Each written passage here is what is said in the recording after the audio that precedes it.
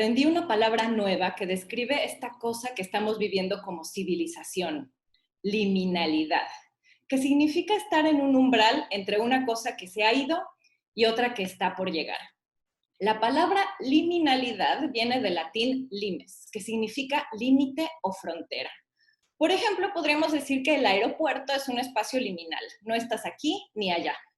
También la adolescencia es un estado liminal y definitivamente la pandemia es un momento liminal. Por eso es un momento histórico. De hecho, el 2020 pasará a los libros de historia no solo como el año de la pandemia, sino como un año que desató un cambio exponencial en nuestra forma de vivir, trabajar y convivir en sociedad. Sé que esto del cambio puede sonar atemorizante para muchas personas. Vivimos un momento con muchísima incertidumbre. Sin embargo, creo que uno de los mejores antídotos para el miedo al cambio es entender qué hay detrás de ese cambio, cuál es la raíz de la transformación. En este caso, el cambio es más veloz que nunca, pues 5 fuerzas poderosas están acelerando la transformación. El veloz avance de la tecnología, el cambio climático, el envejecimiento de la población, la migración. De hecho, nunca había habido tanta gente viviendo fuera de su lugar de origen como ahora, y esa cifra solo crecerá con los refugiados climáticos. Y las otras dos son la crisis sanitaria y económica provocada por COVID.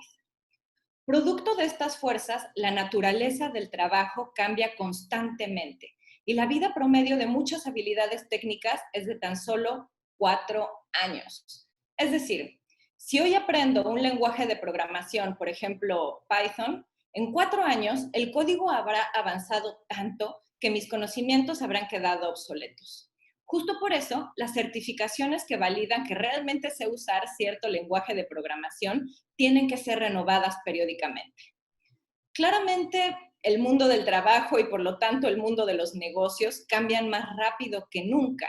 De hecho, esta coyuntura es una de las conversaciones más apasionantes que se pueden tener en la actualidad con los líderes de las áreas de gestión del cambio en las empresas. Es decir, con aquellas personas cuyo fabuloso trabajo consiste en pensar dónde debe estar la empresa mañana, estudiar dónde está hoy e implementar una estrategia para lograr ese cambio. Voy a ser radicalmente honesta. He notado que algunas personas aún están en franca negación y la actual estrategia de cambio, y piensan que la actual estrategia de cambio debe ser similar a la de hace 20 años. Otras personas ya notaron que ese cambio que tratan de gestionar nunca se detendrá. En otras palabras, tenemos que pasar de gestionar el cambio cuando es necesario a generar el cambio constante, de forma permanente e ininterrumpida.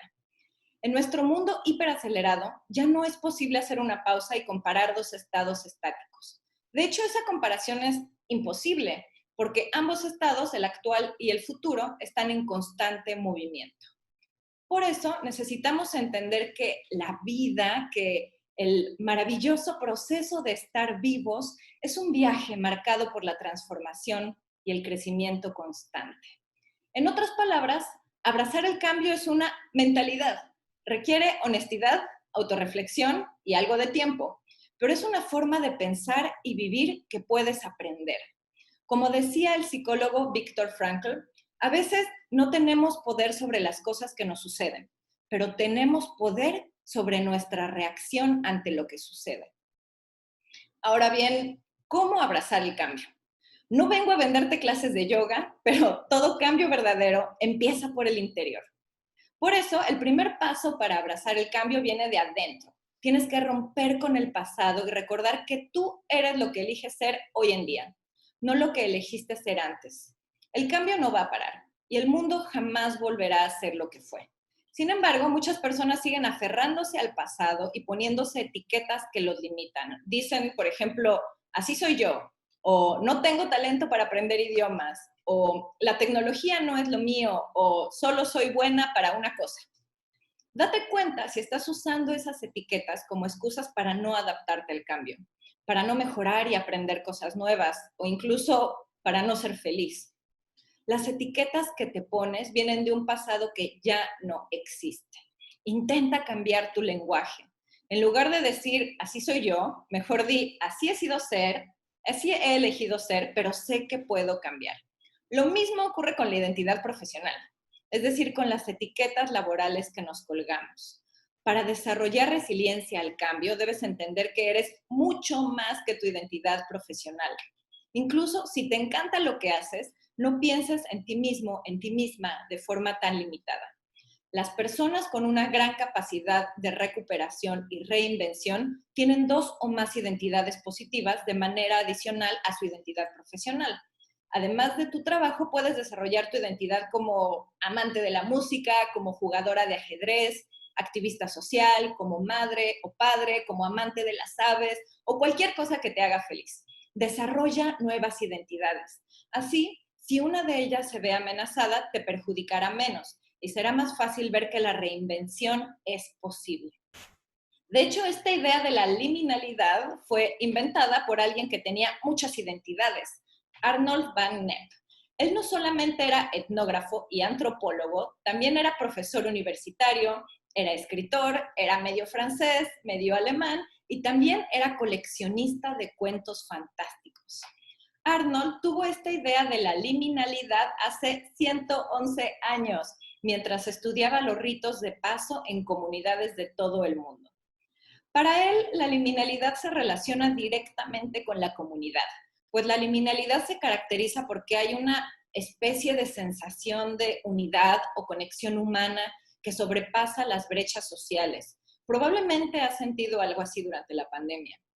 En palabras de Van Epp, las distinciones triviales quedan suspendidas, lo que principalmente permite el paso entre una condición y otra.